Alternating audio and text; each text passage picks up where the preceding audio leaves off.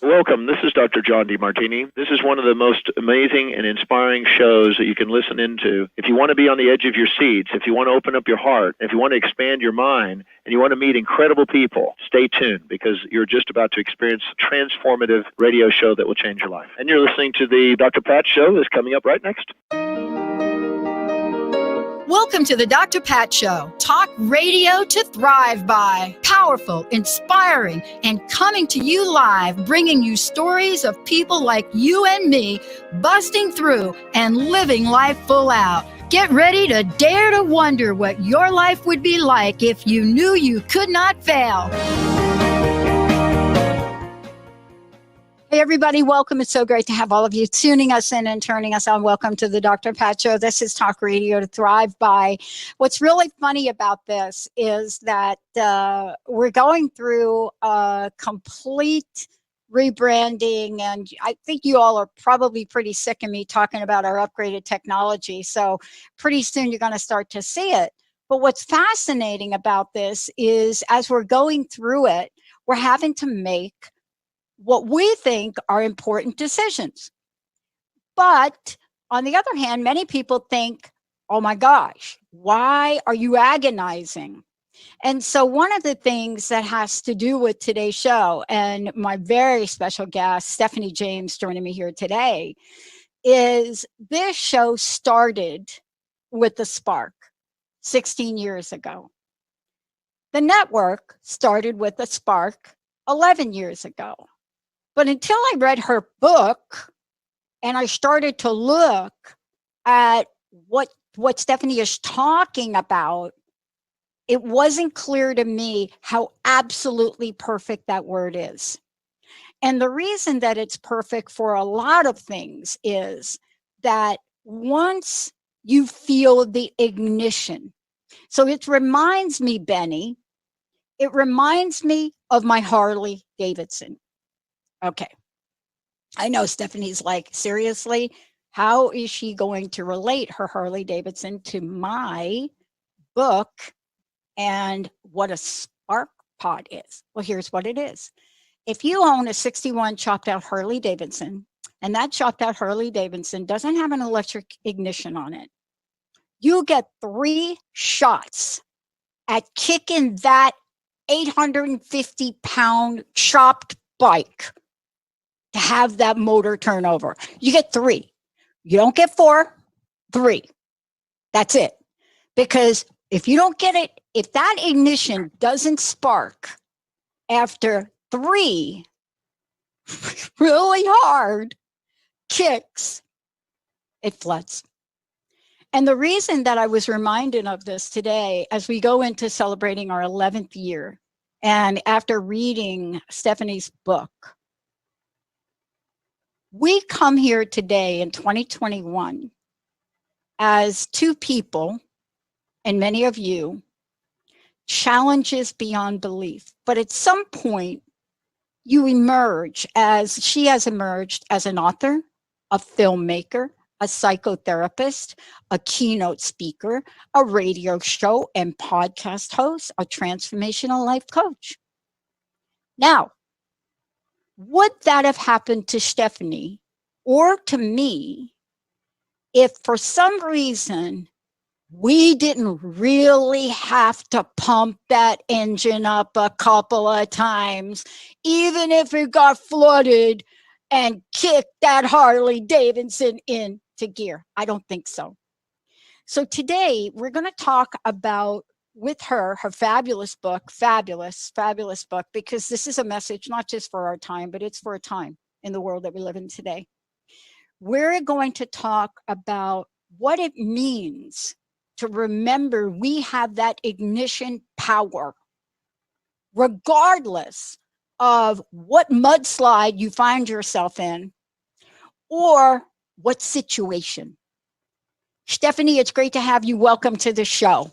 Thank you so much, Pat. So happy to be here. Look, I have been doing this for a long time, but honestly, it doesn't feel like a long time. And I was watching one of my shows that I like to watch, Law and Order SVU. That I've been a fan of that. I'm a fan of Mariska Hargitay. Actually, my dad dated her mom. So I don't know, maybe that has nothing to do with it. But there's a point in the show many, many times she says to other people, I've been doing this a long time. And what that means to me is when she says it, it's not I've been doing this a long time and it's just so painful. I'm doing this a long time and I've learned something. I want to ask you this question, given everything I've said about you, and I haven't even touched the surface. Here you are as this amazing person, this author, the spark, igniting your best life. What are the challenges? What are the obstacles, Stephanie? What did you have to overcome to bring you here today to this moment? Yeah, thank you, Pat. Great question. First of all, I have to acknowledge, as a fellow motorcycle rider, I totally get you and feel you on the spark. And you're absolutely right. I have a saying that none of us get out of childhood unscathed. We all have these challenges and difficult times, and my life was no different. I feel really blessed that I had 13 years of a really happy childhood, I would say, for all accounts. I was a daddy's girl. Definitely, my dad was a professor here at CSU in Colorado, and I was his little constant shadow. If he was mowing the lawn, I was mowing the lawn. If he was taking a nap, I was pretending to take a nap just so I could, lie beside him. And I bring all that to point because at age 13, that happy childhood was absolutely blown apart. It was irreversibly broken a night when my brother and I heard the screeching of tires going down the driveway and looked out the second story window of my bedroom to see my mother tearing down the driveway, my father jumping on the hood of the car. And these are people we've never even seen fought. Like when I say happy childhood, tons of family, tons of love. And unbeknownst to us at the time, my father had told my mom that he was having an affair with my best friend's mother.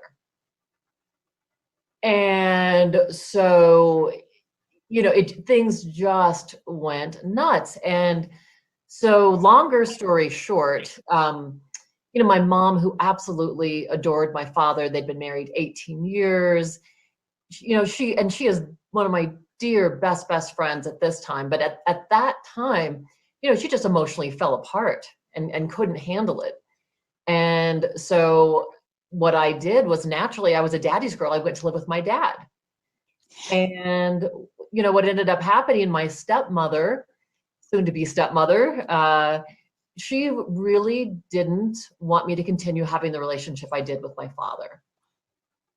And so I went from being this, really, really close and tied to him to I was not allowed to speak to him alone. I wasn't allowed to spend time with him alone. And literally to this day, I have not been allowed to speak with him on the phone alone. And was basically told the way we loved each other wasn't okay. And of course, it was just a daddy and daughter relationship. But it really became the heartache of my life. And at 16, when I moved back in with my mom, my father stopped speaking to me for a year. And so that manifested in my life as just feeling really unlovable. All this rejection from my dad, really feeling like, boy, there must be something wrong with me for him to be able to reject me. And so, Pat, I really went through some dark times. I had about 10 years of struggle within myself, within relationships, trying to seek this approval. And it was really tough. It was messy. I was depressed. At 16, when dad didn't talk to me, I definitely felt suicidal. So I feel like when I'm speaking about the spark, and as this has become such a huge part of my life, it wasn't, I think that part of what I've recaptured is that little girl from those first 13 years of life who was just in love with everything. I loved people and nature and animals, that was who I was. And it took me a chunk of time to get back there. But you and I have such interesting parallels. And if we had more time, I would really chit chat with you about them. But because I went through something similar, it's hard to explain to other people how gut-wrenching it is, right? It's really hard. It's not like, for example, as children, when our parents divorce, or my dad, actually, same thing, relationship with my stepmom, but my mom passed away, right? She actually committed suicide, and she left me letters. Otherwise, I wouldn't know what I know, right? But it's hard for people to understand what that's like, especially if, as a young child, your relationship is with somebody like that. How do you get to have a relationship with yourself? I mean, right? We're kids. Here we've got this, then we got zero. See, and Pat, I think you're bringing to point something so important, because I think if my father never had been close to me my whole life, it would have not affected me in the same way. But because we were so close, it's like to go from here to nothing.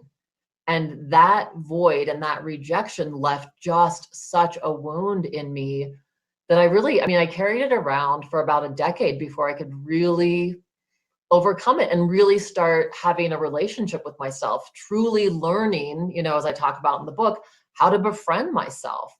Because I literally, as I said, carried around this thought of something's wrong with me. I must truly be unlovable. So, I think that it's interesting because we hear about so many horrific stories of what's especially, going on in our world right now. There's no shortage of those painful stories. And yet we can't compare our stories to anyone else's. Pat, like your story just like touches my heart already. And I'm like, oh, and I tell my clients this all the time. We can't compare our stories because what we went through affected who we are and how we are in the world. And so our wounds are important, and how we heal and take care of ourselves is important. But I think what it does do, and this is something you talk about in the book too, for those of you just joining in, I'm here with most amazing. First of all, let me tell you, the book is called The Spark, Igniting Your Best Life. Stephanie James is joining me here today. The reason that I bring it up is, even though you cannot possibly experience somebody's experience, first of all, I have a belief you can't even duplicate your own experience of something. It's impossible to like have a thing happen at 6 and then say, oh, I'm going through it. No, you can't go through the same thing again. But here's why your message is so important. You have what I call an empathizing widget inside of you. You got this widget, and I call it a little empathizing widget. And what that means is that you can talk to your clients, you can talk to other people, you can write a book like this, right? Because you're touching the heart of somebody that may be experiencing those feelings.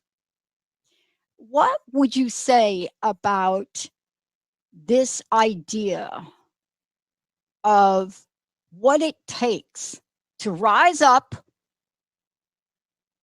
and ignite that spark? Because, and the reason I'm asking you this is, and there's a couple of things in the book I do want to pinpoint and talk to you about, but there's a rising up that happens. Like in my case, I just numbed myself for 3 decades with drugs and alcohol. So that was just like, I mean, come on, like starting at 8 years old, I found another way not to be part of anything, right? But that's not igniting a spark. If anything, that's what happens when you flood the engine. Right? How did you find a way to rise up and realize that it's the spark that starts the engine?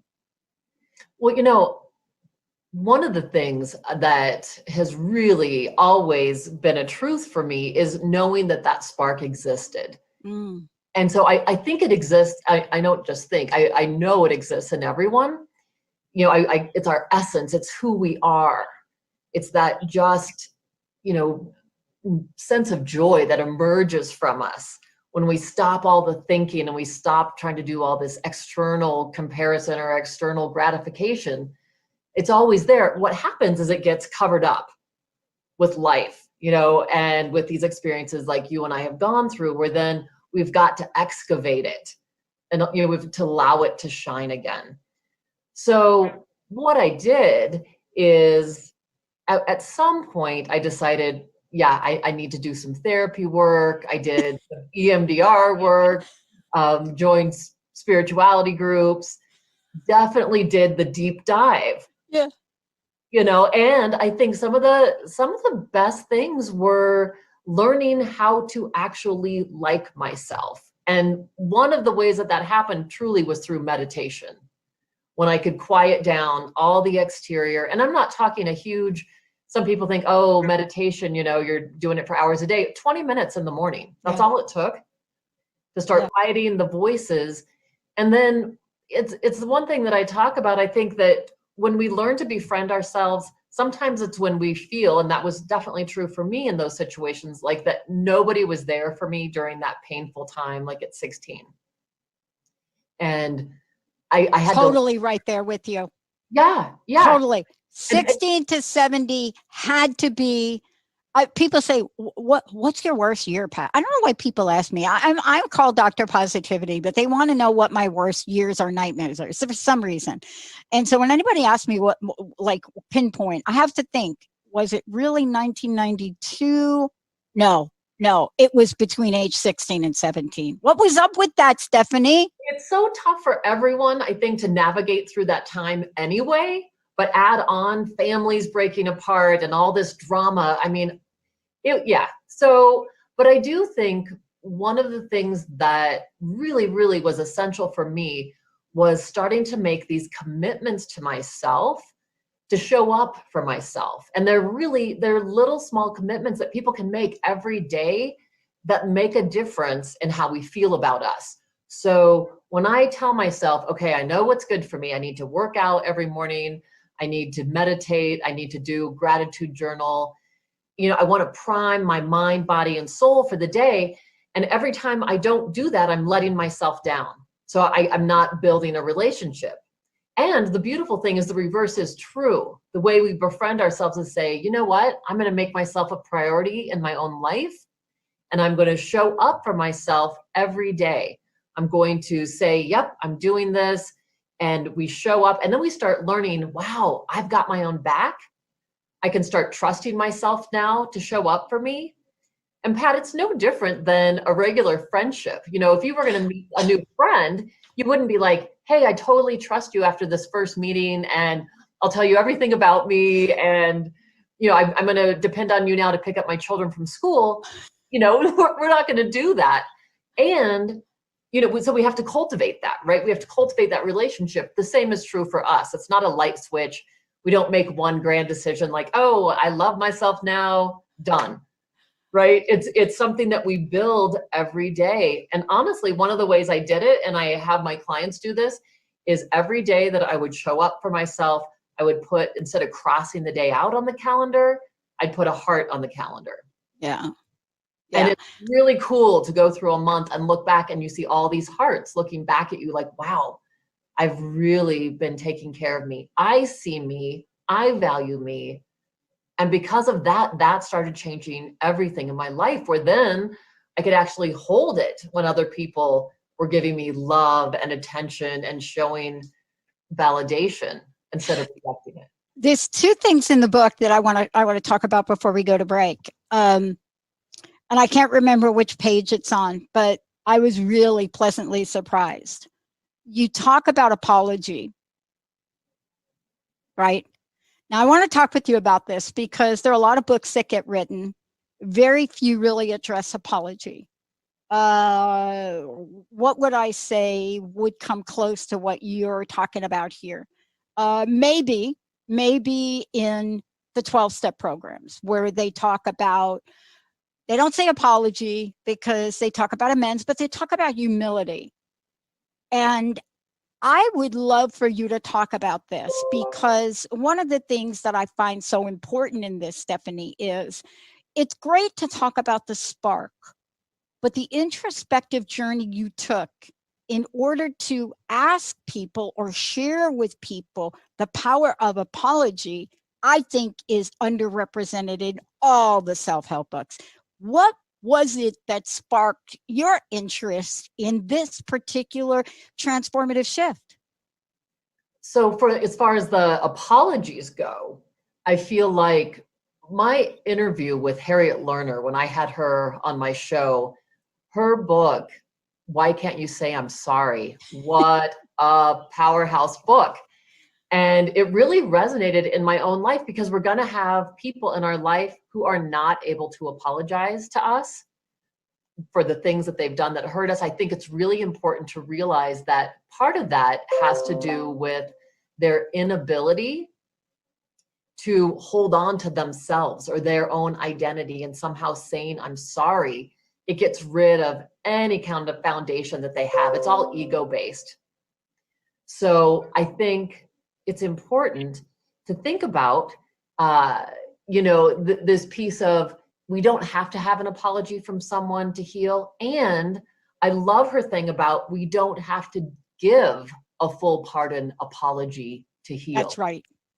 Because for so long, right, we've heard, oh, you have to, say you have to say I'm sorry, or you have to forgive 100%. And the reality is, and the example that she shared with me that I love, is she had two people in couples counseling with her, and the husband had had an affair. They came to counseling, worked it out, and, came back, I think a couple years later, because they were having issues with a child that didn't have to do with their relationship. And what Harriet Lerner said to them was, where are you guys at now? How do things feel? And the husband says to the wife, well, I'm imagining that you've totally forgiven me for what happened before. And the wife said, well, not exactly.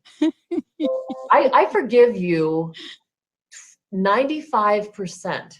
Because we've done the hard work, we've done the therapy, our relationship is awesome. The 5% I will never forgive you for is the fact that you slept with this woman in our bed while I was gone taking care of my dying father. Yeah. Wow. That's not forgivable. It doesn't mean I'm going to hold that energy. I'm not going to hold that negativity around it. It just means there are some things that they really aren't forgivable. Yeah. And also too, isn't it true? And I'm so glad you brought up that interview and her work, because there's also somebody that we're going to talk about here when we come back from break that was pivotal for me. And I was given his first book, I don't know how many decades ago. Somebody must have looked at me, Stephanie, and said, oh honey, you are in trouble, you need some help, this is the book, you got to read this book. But the idea of condoning an offensive behavior is not what apology or forgiveness is about. Yeah. You know what I'm saying? Yeah. But if we don't do it, we are shackled to that person forever. How does that affect the spark? Right. Right. Well, and so that's what I'm saying. I think that we can have forgiveness, and by it not having to be, full pardon, if you will, it doesn't mean we hold the energy of it, though. And I want to be really clear about that. Some people truly believe you have to forgive 100%. It's not about holding on to that energy and saying, oh, I'm still, all those cords are cut. Yeah. There are no more cords between us and that past. Yeah. And you know what? We're going to talk about this because the next part of your book, you dive into something I find which is extremely important and really shifted my life. And you also quote in your book, the author of the book that was given to me at probably one of the really lowest points in my life when I thought very little of myself, really little. And it is Man's Search for Meaning in Viktor Frankl. When we come back, I would like to talk with you about that. I was really happy to see it in here. And it's hard to explain to people how pivotal that book is, because when we come back, I want to talk about resilience, but I also want to talk about the resilience of our emotional bank account, right? The resilience of our emotional bank account we call attitude. Before we do that, Stephanie, how do people find out more about you? How do they get a copy of your book? So people can find me on www.stephaniejames.world, and they can get my book on Amazon. The other thing I want to ask you about too is when they go to your website, people can, connect with you. They can see the work you're doing, all of the above. The other thing I want to say to everybody is we have 2 copies, Benny, of the book to give away today. Thank you so much, Stephanie, for paying that forward. When we come back, I want you all to think about this phrase. I'm going to read it before the break, give you some time to think about it. It's what Stephanie has included in her book, and it is a reference to man's search for meaning, psychiatrist, Holocaust survivor Viktor Frankl. And it's VIKTORFRANKL. For those of you that are Googling now, here's what I want to leave you with for a moment. What was really needed was a fundamental change in our attitude toward life. We had to learn ourselves, and furthermore, we had to teach the despairing men that it did not really matter what we expected from life, but rather what life expected from us. We need to stop asking about the meaning of life and instead think of ourselves as those who are being questioned by life daily and hourly. When we come back, Stephanie will introduce you to under what conditions Viktor Frankl wrote this, everybody. Stay tuned. We're going to be right back. All clear.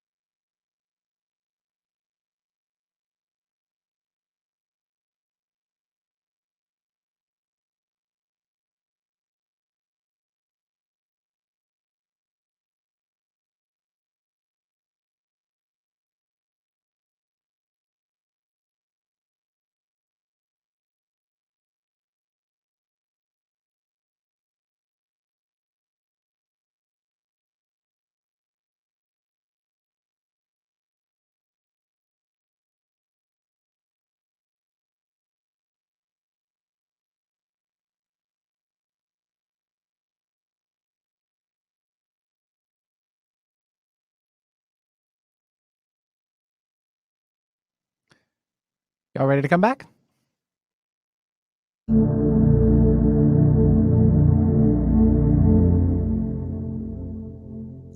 Welcome back, everyone. Welcome back. Benny, let us go ahead, if we could, and give our first copy of Stephanie's book, Stephanie James, my very special guest today, The Spark, Igniting Your Best Life. I just read from it earlier about Viktor Frankl, but hold on. So this is, I just want to read this about what Jacob Israel Lieberman says. In a world where most of us are successful at everything except life, The Spark is a must read. It will jumpstart your life. Yeah, I totally agree. And right now we need that help. So 1-800-930-2819. That's our toll-free number. Benny will say hi to Benny. 1-800-930-2819. We'd like to give the first copy of the book away. Stephanie, thank you so much for joining me here today. Thank you for writing a book that is the book of our time, for sure. For people out there, I want to make sure that you know it's stephaniejames.world. Is that correct, Stephanie? That's right. Yeah. Or you could go to thesparkpod.com. You can go there too. And kind of listen to everything Stephanie has to say about everything. She's kind of like me. We just talk about stuff. I want to talk about the Viktor Frankl quote. And I want to talk about the fact that it comes 2 pages before the chapter on grit and resilience. When I read that and when you came across it, what did it touch? What part of your heart did it touch? What was your aha from Frankl's view on what he was experiencing? Yeah, you know, here he was in the worst of circumstances in Auschwitz, estranged from his wife, from his family. And the thing that just struck me so deeply is the thing that we can't control our outer circumstances. Oftentimes we have no control. Control can really be an illusion. We love to think about control. It makes us feel good. We love predictability. We love to have habits and routines. But the reality is we don't know what's going to happen tomorrow. When we get really tied into our circumstances dictating how we feel inside, I think that's where the rub is. And Viktor Frankl being the most amazing example of what that is to be in the worst of circumstances. And what struck me from his book was a walk that he went on when they were forced to walk. This is in Auschwitz. And his shoes didn't fit his feet. They were walking through ice and snow. His feet were bloodied and cold. And what he chose to think about during that walk instead was how, because he was a psychiatrist, that's important to say. So he kept thinking about, I'm going to live through this so I can share this with other people. And so he was imagining having these big speeches and these, at these big auditoriums where he would share this wisdom and share his experiences to help others. And that to me was so huge. To have the right, he said, to choose one's own attitude, to find one's own way. I mean, there's so much power in those words, and they're just as applicable to our situations now. As we see all these things exploding in the world with the pandemic and politics, we can get really caught up in the fear or the anxiety of it. And it's really important that we can remind ourselves the one thing we can control is what we want to focus on. Yeah. And we know, it's a principle in physics that what we focus on expands. So it's not about rose-colored glasses or putting your head in the sand. You can acknowledge what's going on in your body and the emotions that arise. I think that's very important, and not to have that be the focus of your day. I always tell people, don't listen to the news first thing in the morning or last thing at night. What you want to bring your day in with is, how do I want to show up for this day? What do I want to be in gratitude about for this day? And that's really, what Viktor Frankl was all about. He saw the worst of humanity in that concentration camp. And he also saw the best. He saw people that were in the most dire conditions, offering up their last piece of bread, bringing levity to the barracks. Just an amazing man that really shows us that we still have those inner strengths, those inner abilities to choose no matter what has been stripped away from us on the exterior. You know, and I'm really touched by what you're saying, because it then rings true as you go on in the book to talk about the mindset of resilience. And I want to take a moment to talk about this with you, because often and I come from my corporate experience when resilience first popped out as a thing, right? Like a thing. And in very few people at all really wanted to talk about the fact that you needed to have mental resilience and emotional resilience. You know, they didn't talk about this resilience mindset. And that is something that I went back and I read this particular part of the book at least 2 or 3 times, right? Because you talk about it right before you talk about getting gritty. And I love that term. You know, you got to get down and get gritty with Stephanie. That's what I'm saying here, right? What would you say would be at the top of your list to help people today? And today is an interesting day. You know, my relatives in Georgia, they are texting me and like, they're like, oh, Auntie Patty, and, you know, because my stepmom's from the South. And by the way, I have a really positive stepmom story, which I didn't get to. So I'm getting those messages, and I'm really looking here at the world we're living in today. But your advice, no news in the morning, no news at night, that is a game changer. But what have you found helps you most to get gritty? Well, honestly, it kind of goes back to what I said before. I think that part of what helps us get gritty is, you know, it's that saying about put on your own oxygen mask first when we're in the airplane. We have to take care of ourselves first. That is actually the least selfish thing you can do. Because when you are trying to help all these other people and not tending to your inner garden, to your inner self, you're not pulling out your own weeds in that inner garden, then you literally are operating on fumes. So we have to learn to show up for ourselves first. And I think what has helped me the most in my life, number one, is having a meditation practice. And I'm talking, it could be 10 minutes if you need to start with guided meditation. YouTube has a plethora of offerings. And I just think when you're grounded in yourself, there are, you know, meditations that people could do right now, today, where you literally just sit your butt on the floor and put your back against a wall. And for 10 minutes, all you do is feel into the floor. You feel into your rear end, into your legs. So you're feeling grounded, you're feeling supported. And then for 10 minutes after that, you could lie in a yoga pose, which is called Shavasana, where you're lying flat on your back with your palms up and just letting any information that came through integrate into you. You're worth 20 minutes a day. You know, I think we have so many things scheduled. We have to allow that time for ourselves.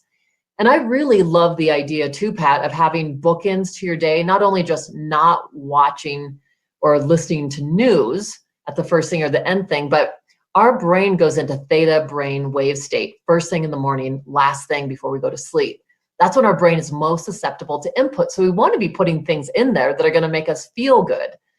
So at night, I love the practice of, I keep this, it's an orange stone that a friend gave me from her creek in front of her home in Arkansas. And I hold that stone just as a touch point. You know, it's a reminder. It's there on your nightstand. You can see it's like, oh yeah, I want to do that. So it could be anything that someone wanted to hold that would remind them through muscle memory. Okay, I want to think about what was the best thing that happened today. And this is important for 2 reasons. Number one, you're marinating on it, and whatever you're marinating and thinking of right before you go to bed, that's going to be marinating around in there subconsciously for the next 7, 8, 9 hours. So we want to be intentional about what we're focusing on. The other thing that's wonderful is whatever we hold up in our brain, it experiences as happening now, whatever we hold up in our mind.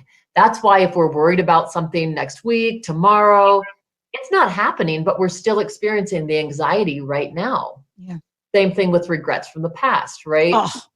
It's if we're in there, if we're living in the past, our mind is experiencing it as we hold up those images as happening now. So we're getting all that negative emotional download.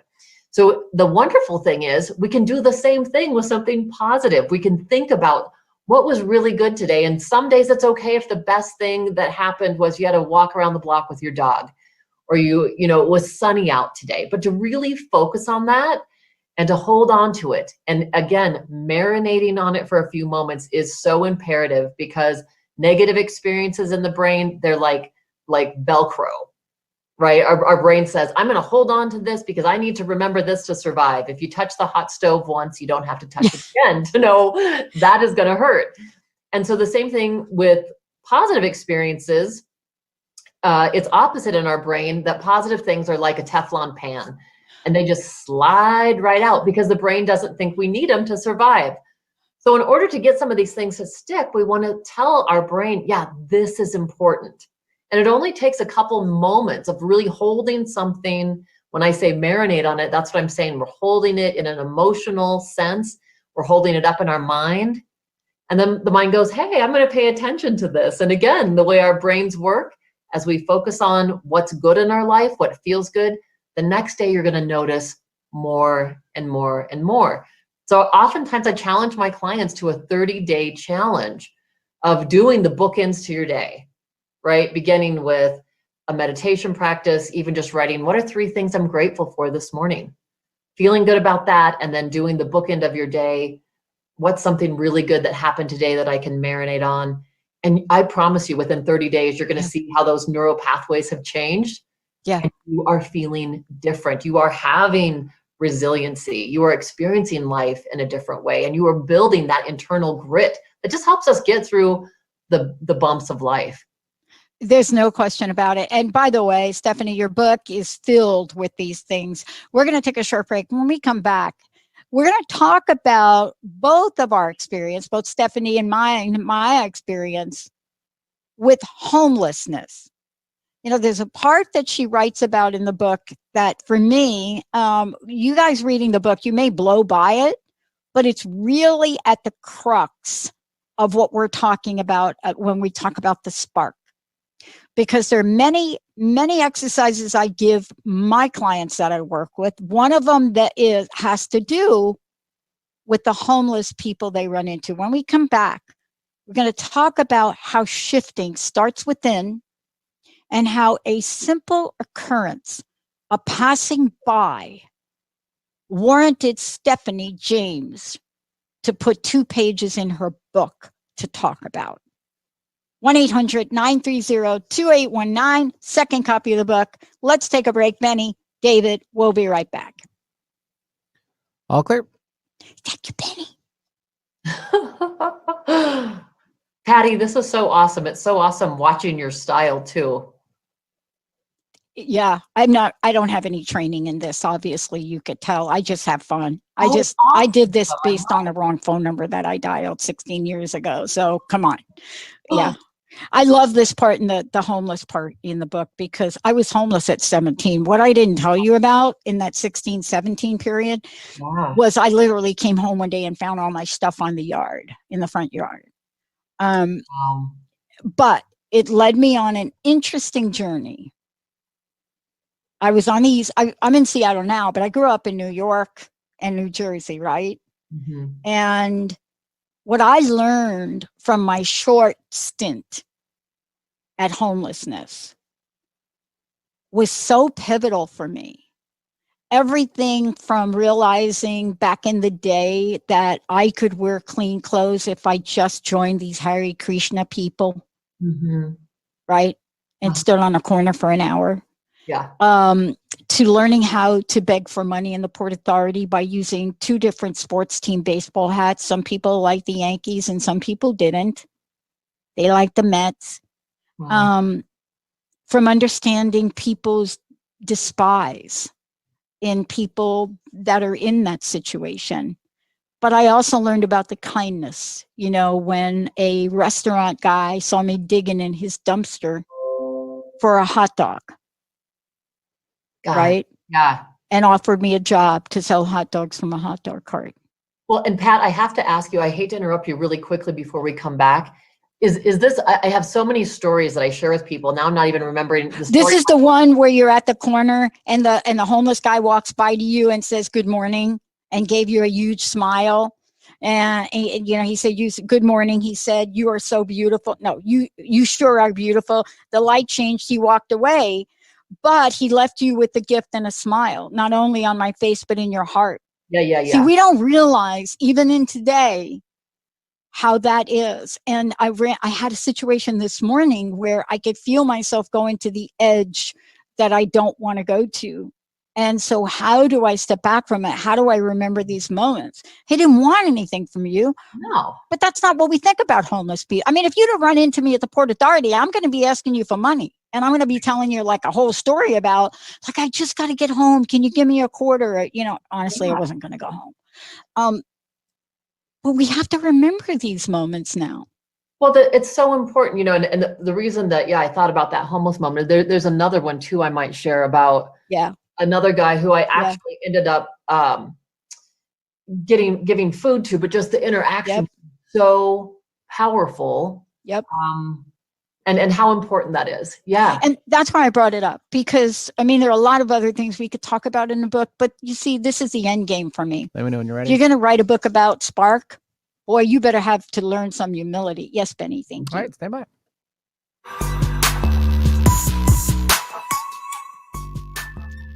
Wow. Hey, everybody. Welcome back. I am here with the most amazing Stephanie James, The Spark, Igniting Your Best Life. And as I said, there are 2 books to give away, 1-800-930-2819. Stephanie, one more time, tell people how they find out more about you, please, and get a copy of the book. Sure. And listen to your podcast. Yeah, thank you. So it's stephaniejames.world. And that's my website. You can listen to my podcast at thesparkpod.com, or you can find us on any platform, any podcast platform. And I did want to share with you too, my book's on Amazon, and starting next week, I am starting an Igniting Your Best Life group.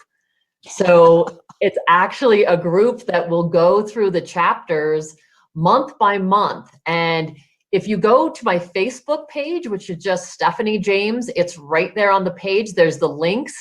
And so what I'm offering, it's $47 a month, but people can sign up for the whole year and they get a month free.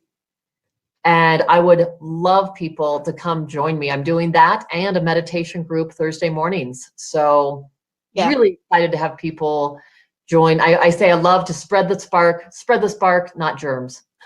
Yeah. And, by the way, I love that you're taking this approach with people, because first of all, they need structure. And also a lot of times we don't know what we don't know. At least that's my experience. You don't know what you don't know until you're in the middle of it and something shows up and a light bulb goes on. And you and I both had a couple of light bulbs go on from different experiences in the world of homelessness. But I brought it up because it's in your book in a number of places. But what also is aligned with that is the depth of your humility around it and your acknowledgement around it. Why was this so important for you to share your stories around this with the people you met? Yeah, I think that for me, I live in Fort Collins, Colorado, and like all towns, we have a large homeless population. Yeah. And I think that it's really easy to feel really happy and how our sparks ignited when things are going great. And yet how important it is that, one of my true deep missions of my heart is to bring as much love and healing to the world as possible. And so the way that happens is through every interaction. I don't care if it's the butcher at the deli. I don't care if it's the person that's, doing my bank transaction, or it's the person walking down the street. And I know we're wearing masks now, but it's okay to stop and wave, or you can still say hello. And, Pat, the story that you're making reference to was, as I walk to work, I always have to pass by. I park a couple blocks away and walk to work. And on my way to my office, I'm always walking by, there's homeless people on the corner there. And this one particular day, there was a gentleman, and I could see this homeless person coming up from behind me. And there's oftentimes that natural instinct, like, I'm not going to say anything. I don't, if this person wants money from me, I just don't want to get in a conversation. And we forget that these are other fellow human beings. These are people that also need love, greetings, attention, affirmation, just to be seen. And as this gentleman walked up, he just wanted to say hello. So he says hello to me, and I said hello, and he looked at me and said, "You sure are beautiful." Yep. And I just said, "Oh, thank you." And when we were at the light changed, he walked off and left, and I was just struck with this just deep experience of like, oh my God, this man didn't want anything from me. He gave me a gift. I had that to carry with me. And so I'm often touched. I have a friend who lives downtown, and he is just a man of service. He's got such an amazing heart. He's always giving tea to the homeless. He lives about a block from the shelter. So it seems like they're always, there's so many people walking by, and he's giving someone a coat or a blanket. And it's such a great lesson for all of us to just, all of us need to be seen. Yeah. Right. Yeah. And just to honor whoever comes into your path. Yeah. It's okay to say, yeah, I don't, there's times when someone asks me, I said, I don't carry cash on me. I don't. Yeah. I'm sorry. And I'm wishing you a good day. Yeah. Yeah. I'm like you. Generally speaking, I don't generally carry cash, but I do carry change, only because I like throw things in my pocket. That's my style. It's just like, well, what is in her pocket today? But a smile or even a kind gesture, right? Especially for somebody that's on that path and that journey, because unless you've been homeless, it's really, we are so quick to judge folks right around that.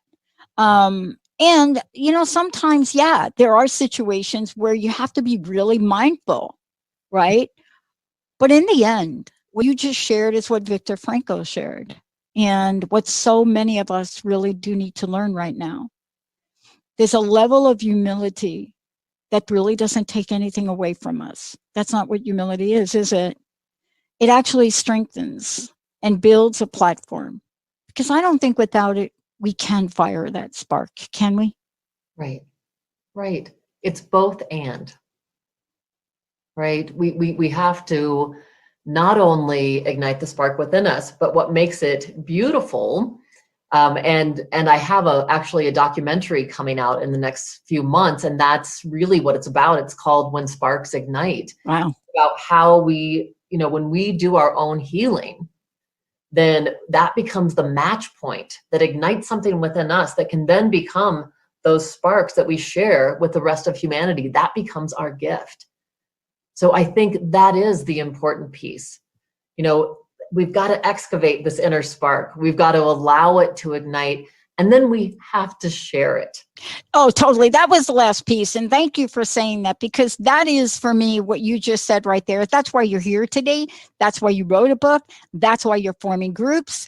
That's why you're helping people across the globe step into that space where they actually believe that there still is a spark within themselves, that they're not their circumstances, they're not their lives. And Stephanie, I want to thank you for doing what you do and continue to take the message out in the world. Many, many people need to hear your message today and for days to come. I'd love to thank you. Please remind people how to get a copy of your book. And then I'd like to know what your personal message is, what you would like to leave us with today. Sure. So people can get the book on Amazon, and that you can also get it off my website. On my website too, you can find out about retreats and events, and that's at stephaniejames.world. And the message I just love to leave people with is actually just that, Pat, that there truly is hope, and that each one of us, by taking that time and learning how to befriend ourselves, we can start growing and cultivating this wonderful relationship with us, that it then becomes like the pebble in the pond.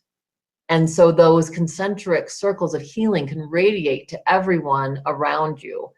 And so your own healing is the biggest gift that you give to the world. And what an opportunity to spend time right now. I think as we start the new year, this is a perfect time to say, how can I invest in myself? Yeah. How can I become that within me that gives room to allow that spark to shine through? And I just get so excited about it. And it really is my passion, because you and I both, Pat, we've been through hard circumstances, and people have been through harder circumstances, I know, than myself. And yet it doesn't matter. Like Viktor Frankl, he went on to have another marriage and a wonderful career. There is, I used to have a sign in my kitchen that said, it's never too late to live happily ever after. Yeah, that's right. And that's the truth. And so we can begin by taking care of us and allowing it to continue to spread, and just bringing each one of our special gifts to humanity. I love it. And I want to remind everybody, this is dry January. For all of you out there that are participating to the 575% increase in online alcohol consumption, take it from us. You can do it. Ignite the spark. Stephanie, thank you. Benny, David, and thank you to the best listening audience on the planet. You are the spark for me every day. We'll see you next time. All clear.